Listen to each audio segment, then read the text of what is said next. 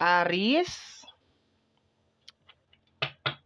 Hello, my dear Aries. Hello, hello, hello. Welcome back sa ating YouTube channel. My name is RJ, your tarot card reader. At ang gagawin natin ngayon, my dear, is ang iyong second half of March. This is from March 16 hanggang sa katapusan, and this is a general reading. Reminder, paalala lamang po na ang gagawin natin ngayon ay general readings, hindi po ito 100% na magre-resonate para sa ating lahat. So please, my dear, lower your expectation pagdating po sa mga general reading, and para po dun sa mga gusto po mag-inquire or magpa-book ng private reading, nasa description box down below, my dear, lahat ng mga details and information na kinakailangan mo para makontak po ang inyong lingkod. We have here the energy of the world card, okay? Ang ganda nito, my dear, kasi meron ka ma-accomplish ngayong second half of March.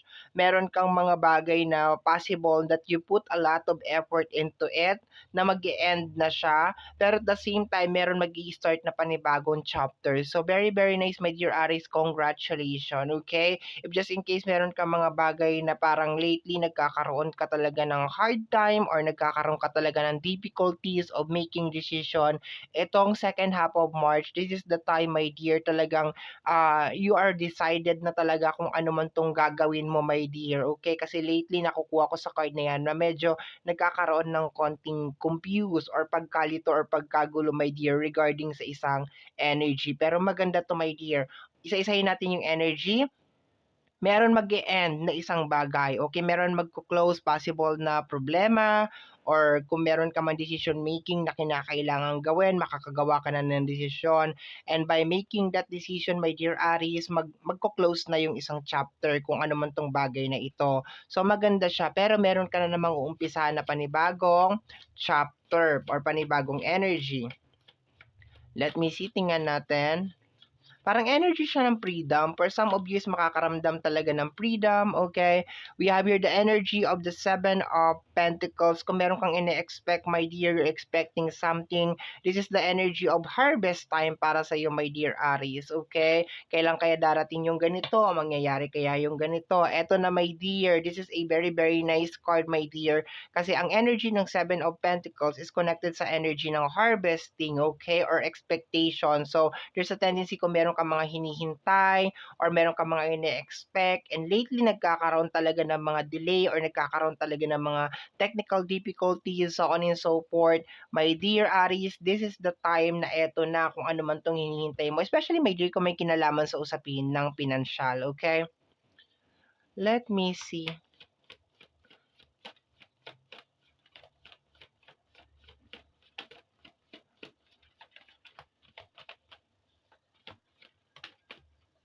We have here the energy of the Wheel of Fortune. Okay. So, siguro, my dear, yung iba sa inyo is like, susubok ba ako? Itatry ko ba ulit? Okay. So, this is the energy of the Wheel of Fortune. Ang nakukuha ko talaga dito, my dear, is energy of recovery para sa'yo. You will recover. There's a tendency din, my dear, na makaramdam ka ng kakaibang energy ngayong second half of March, okay, may kinalaman sa inner strength. You will be very, very strong, my dear, ngayong second half of March. Ang ganda ng energy. And at the same time, kung meron kang mga na-miss out na mga opportunity or mga chances, and lately parang, syempre, nakaranas ka ng disappointment or nagkaranas ka ng heartbreak, okay, regarding dun sa isang bagay na yun, and nag-cause yun ng konting delay, okay, especially sa making decision, sa paggawa ng decision, nakukuha ko dito, my dear, that you will be trying again related sa mga opportunities. Okay, yun ang nakukuha ko sa card na to.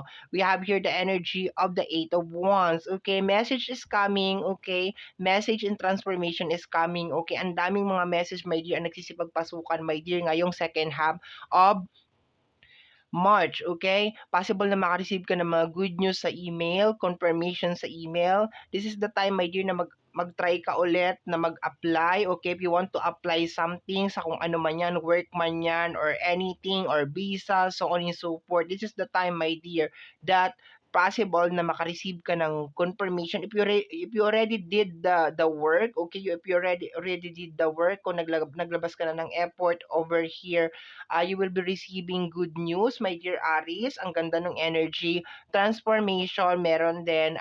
Pero kung hindi ka pa naman talaga naglagay ng effort and nandun ka pa lang talaga, my dear Aries, sa point na parang, okay, gagawin ko ba to or hindi because of napakaraming failure ang nangyari lately or nangyaring disappointment lately, this is the time, my dear, na talagang maglabas ka talaga ng effort. This is the time, my dear, na don't be afraid to try again kasi big transformation, my dear, ang mangyayari sa iyo, my dear, ngayong second half of March. Okay, super, super big.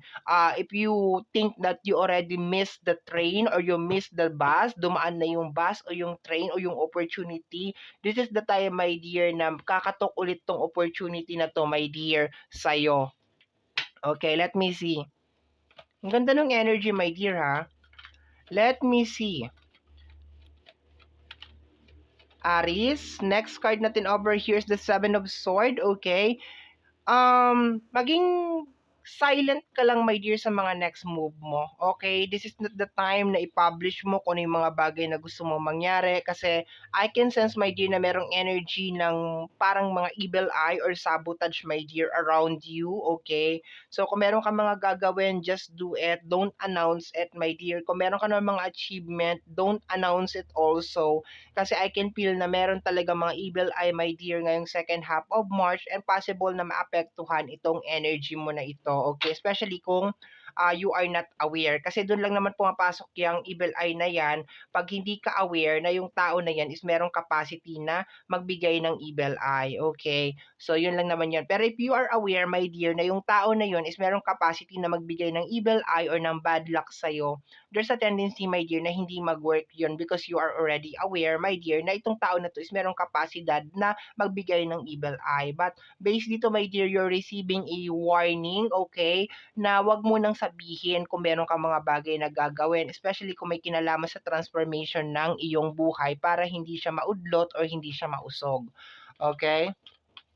Let me see, what is this? We have here the energy of the tower. Somebody's trying to sabotage, my dear, itong opportunity mo. Okay? Be aware ka na posibleng meron mga toxic na energy, my dear, ang magparamdam ngayong second half of March. Okay? Because they're trying to sabotage itong energy ng transformation mo or itong energy ng blessing na parating sa iyo, my dear. Itong energy ng pagtatry. Okay? Itong energy ng pagko-close ng isang portal, sorry, na no longer serving you or no longer working for you. Somebody's trying to sabotage ito, my dear, sa energy ng tower. Pero at the same time, kung i-connect ko lang naman sa iyo to, tatanggalin ko yung energy nila. You are starting, you are starting again from the zero. Okay, yun ang nakukuha ko. Okay, you're willing actually to start all over again. Okay, mararamdaman mo yung kakaibang energy, my dear, ngayong second half of March. And yeah, be careful ka lang talaga sa mga tao that will try to distract you na mag-start all over again. Let me see, my dear. We have here energy of the Page of Wands. Okay. Okay. So, possible to na energy ng sword, okay, possible na energy ng earth sign, Taurus, Virgo, and Capricorn, or possible na energy ng Gemini, Libra, and Aquarius that trying to sabotage you, my dear, okay? So, be careful ka talaga sa mga zodiac sign na yan, my dear, ngayong second half of March, okay?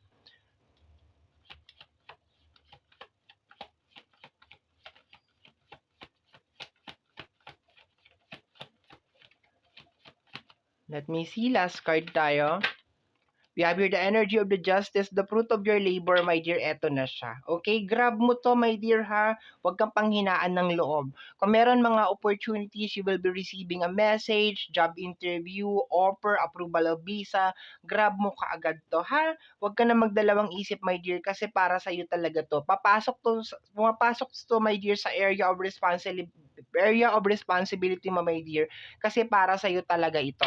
We have here the energy of the strength card. Kailangan maging matapang ka lang talaga, my dear, dito sa pag-grab nitong opportunity na to, my dear. Pero para sa'yo talaga to, my dear. Itong harvest time, itong energy na new beginnings, itong completion, itong pagko-close ng isang portal na no longer serving you, but you need to be aware, my dear, na possible na energy ng Taurus, Virgo, and Capricorn, energy ng Gemini, Libra, and Aquarius is trying to sabotage you, my dear, na hindi ka makapag-start nito. Okay? Gagawin niya lahat talaga, my dear, para hindi mo mag-grab itong opportunity na ito. Okay?